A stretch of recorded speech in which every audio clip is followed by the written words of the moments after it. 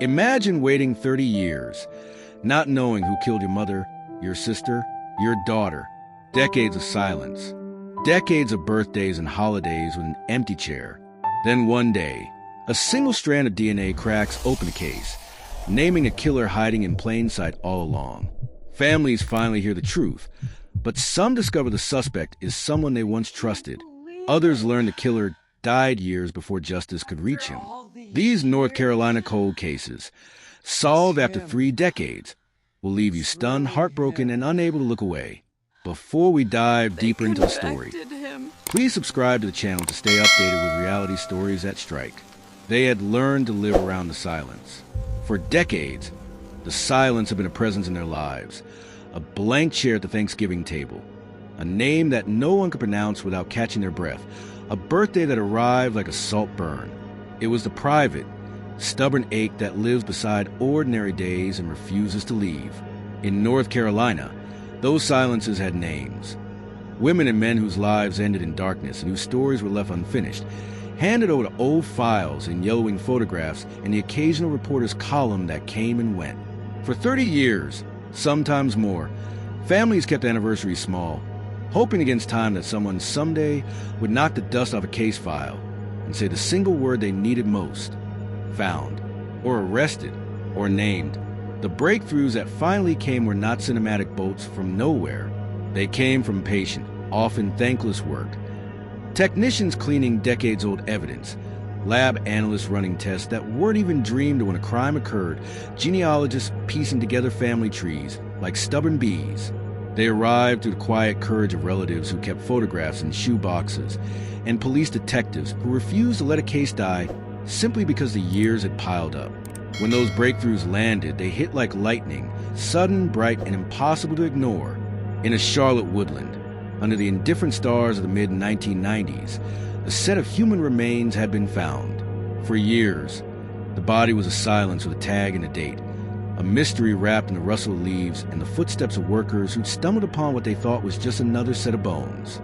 Police cataloged it, photographed it, and placed it on a shelf. Time peeled away at the edges of the file. Family members grew old without answers. Friends moved away. The case slept.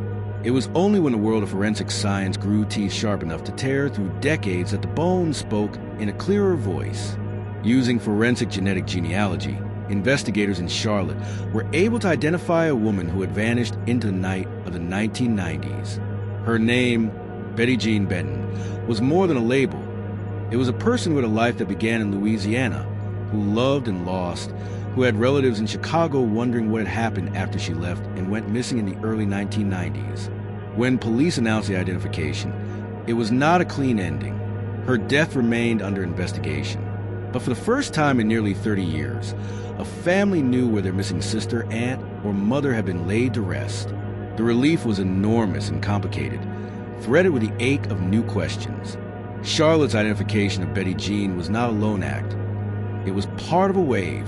Across North Carolina and across the nation, cold cases once judged hopeless suddenly found a handhold.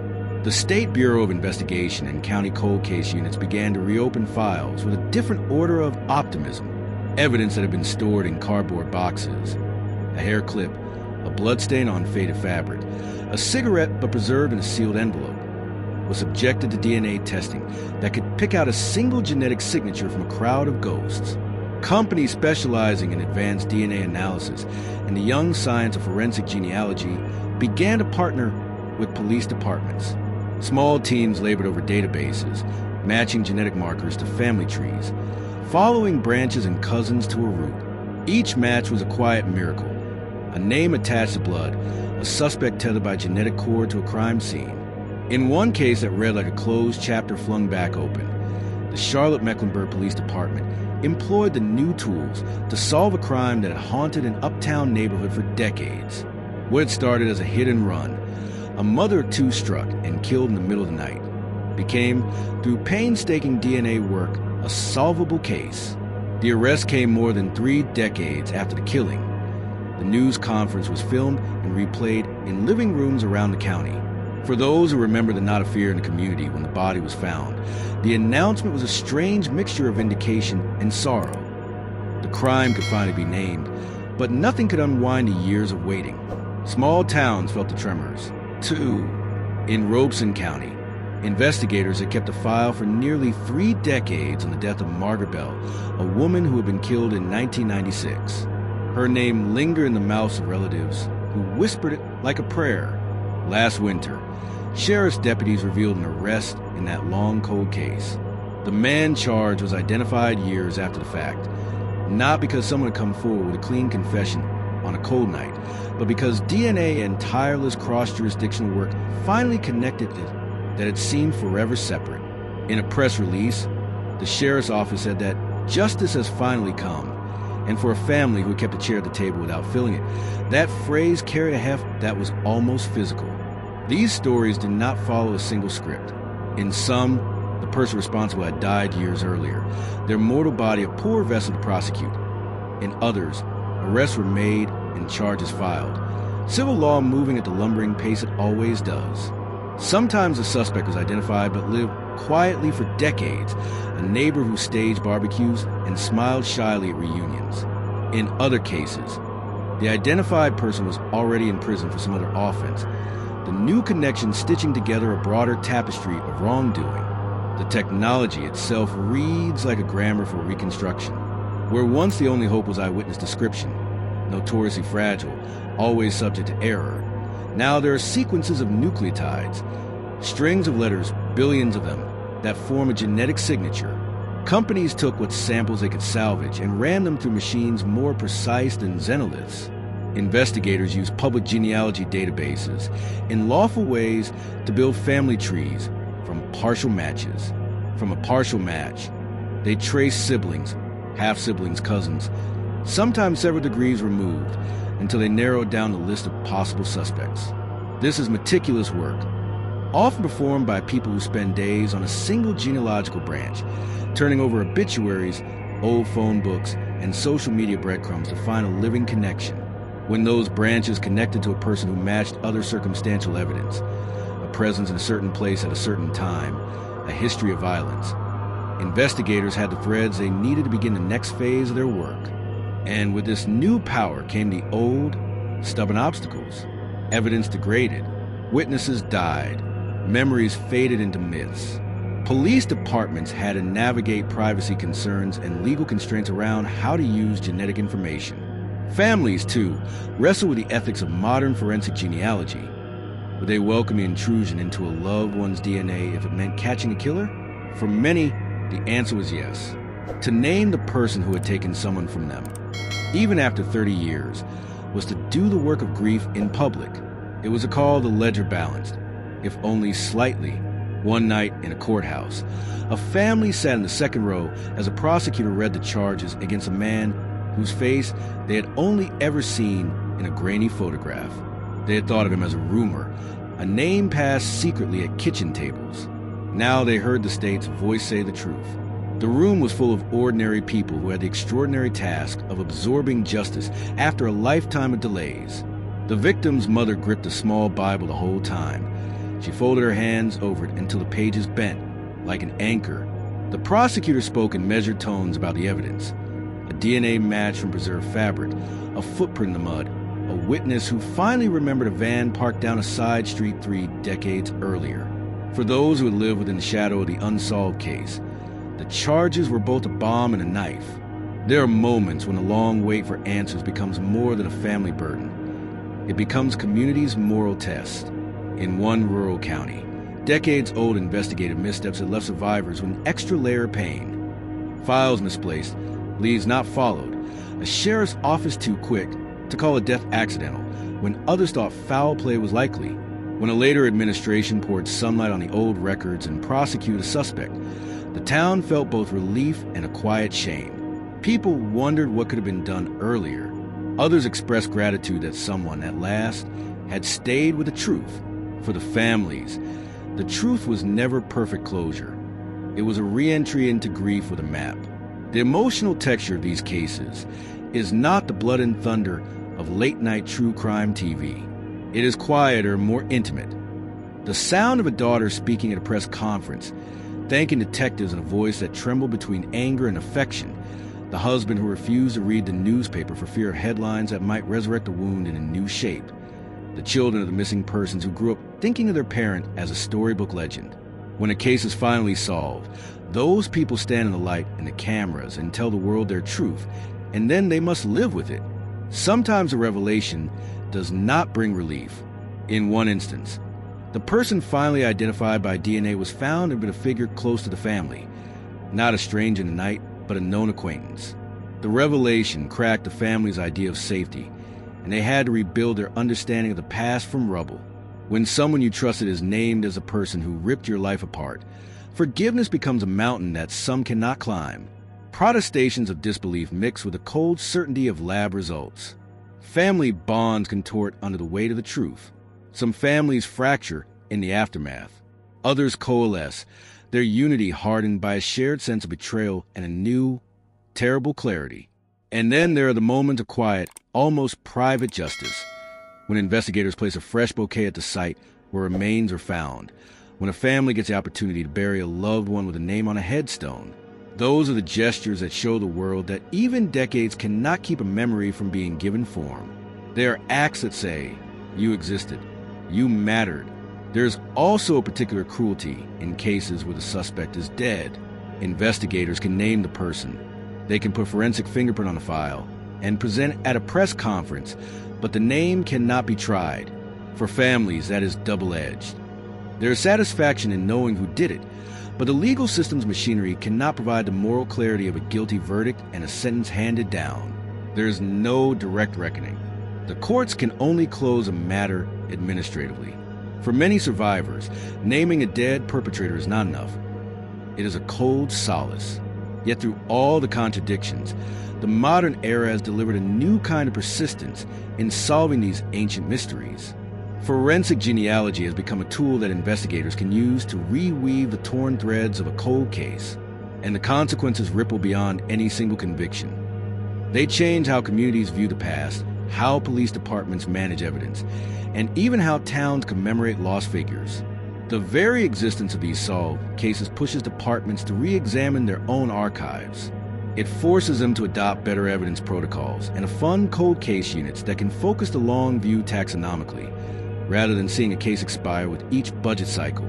One of the most poignant images from recent years is not of a courtroom, but of an aging detective, a face creased by decades of work, who had held a file on his desk for 30 years. When the lab results finally came back and the evidence matched a known suspect, the detective sat alone in his car afterward and allowed himself to cry. He had kept the files because he could not stand the idea of a person's life being treated as a statistic. In the small private acts of perseverance, a folder kept in a locked cabinet, a name circled in pencil, these cases found their way to being solved. There is another story threaded through this revolution, the idea that no file is ever truly closed. The society that thinks in terms of immediate news cycles has a painful relationship with the slow work of justice. But families teach us patience whether we like it or not. The mother who has refused to rewrite her loved one's obituary because she still hopes for a return. The brother who keeps a resting place prepared in case someday the missing will be returned. These people anchor the moral obligation to keep looking. And the detectives who reopen cases often speak of a strange ethic. They view themselves as stewards of history. Their job is not just to prosecute a present-day injustice, but to make certain that lives are accounted for in the ledger of time. They understand that naming a guilty party is a kind of civic history-making. In towns where memory had thinned like old newsprint, a solved case restores a narrative of what happened, who was involved, and who was harmed. There is a larger truth as well. These solved cold cases expose the vulnerabilities and the resilience of the criminal justice system. They show how technological progress can reveal both past failures and a path toward repair. They demonstrate that justice does not always arrive on schedule, but with enough will and the right tools, it can still arrive. They also remind us of a sacred human fact. People's lives leave traces. A hair on an old jacket, a fragment of DNA preserved in an envelope, the bend of a shoe print in mud. These small remnants, when handled with care, can lead to the naming of a life, the unmaking of a lie, the restitution of a story. There are still unanswered questions. How many more files sleep in basements and evidence rooms? How many towns keep closed chapters that if opened, would reveal surprises lethal and small. How many families have learned to live with silence because they thought it eternal? The work of modern cold case detectives suggests that the ledger is not finished. There will be more names attached to crimes that once seemed hopeless. There will be more press conferences and more small prayers offered in church basements. There will be more grieving families who will, after a long wait, get the ability to place a name on a headstone. But the human cost remains high. Justice, when delayed a lifetime, can never fully undo what was taken. A mother cannot be returned to her child. A birthday cake cannot be uncut. The years of not knowing are years of missed opportunities, missed apologies, missed reconciliations, missed quiet moments that would have changed the shape of many lives. That reality sits heavy in the air whenever a case is solved. The triumph is always tempered by the accumulation of empty time. Yet, that is where the stories of those families teach something profound about hope and about obligation. They teach that not knowing is not permission to give up. They teach that institutions can be pushed to do better. They teach that memory, sustained across decades, is a kind of moral force. When a case is finally solved, the world is forced to look at what it owes to the dead and to the living who survived them. In a small North Carolina town, after an arrest in a case that had long been filed under code, people gathered in the church basement. There were casseroles and paper plates. People who had never met the grieving family came to sit with them. Someone brought a photo of the victim, a woman who had smiled on a porch decades ago, and placed it on a folding table. The room filled with ordinary gestures of mourning and solidarity. A hand on an arm, a quiet moment of silence, the clink of a teacup for the family. The arrest did not end the grief, but it changed its shape. It moved away from uncertainty into something they could measure, hold, and name. It let them talk honestly about what had been lost. These cases became a new chapter in the long, complicated story of justice in America. They were evidence that time is not always the enemy of truth. They showed that new tools, paired with unflagging human determination, can give voice to the silenced. And they made clear that every solved cold case is a repository of stories, of a life lived, of a family altered, of a community that remembered. For those left behind, the truth brings a painful kind of peace, imperfect but necessary. At the end of one long day, a detective closed the file and walked out into a North Carolina dusk. The sky a watercolor of pink and bruised blue. He thought about those who had waited. He thought about the bowls of casseroles in church basements and photos on folding tables. And he thought about the small, stubborn fact that names matter. In the files he kept, the dead were not statistics, but people whose lives deserved to be accounted for. He knew there would be more work tomorrow and the days after that. But beneath the fatigue, a slow satisfaction warmed him. That he had helped to move a life from silence into memory, from absence into name. The solved cases of North Carolina are not a tidy anthology. They are shards of many lives, put back together as best one can. Each solved case is a reckoning and an offering, a reweaving of the social fabric that frayed with loss. They remind us that justice moves slowly, stubbornly, sometimes haltingly, but that it moves. And for families who have carried silence as a companion for 30 years, that movement can feel like mercy, not because it erases the past, but because it finally gives the past a voice. Please don't forget to subscribe, hit the like button, and turn on the notification bell so you never miss stories that strike. Share your thoughts in the comments. Thanks for watching.